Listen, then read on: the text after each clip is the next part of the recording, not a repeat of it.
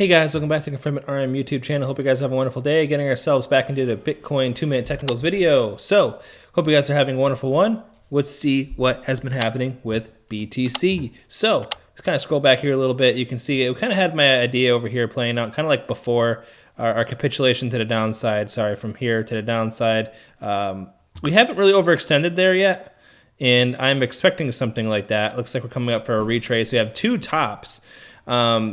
On the RSI coming here, we got a double top looking kind of formation here. We tried getting up higher, push back down, try getting up higher, setting a lower high, and now pushing.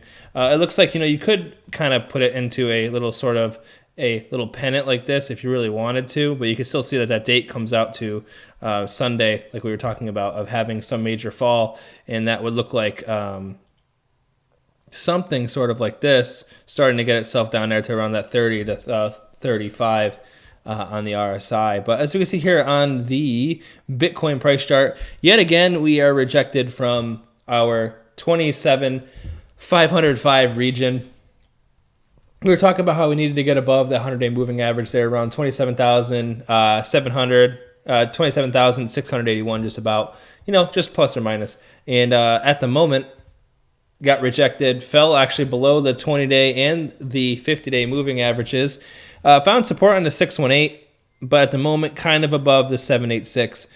My only problem looking at this is the fact that now we have came down, flew up, hit our 1618, held for a 0.5, but got rejected again from the 1618. So to me, it's kind of more of like a double top pattern to kind of judge where it's going to be going next. Obviously, we're still condensing. You could grab this and do a bottom side if you really wanted to, just like that. And you could take a top side just like this. You could zoom into slightly, but you can still see it still comes out to this weekend or on Monday. And that original target would yield itself to around, let's see, from the origin right here to the bottom is still going to be looking at that 26,000, 25,900. So to me, we're in a bear flag downwards because you're coming from a downtrend. You're ascending into like a flag. So that is a bear flag. So the RSI to me is showing that, as well as our volume is really dwindling. As you see, when we were pushing up higher with BTC, we had some good volume profile here.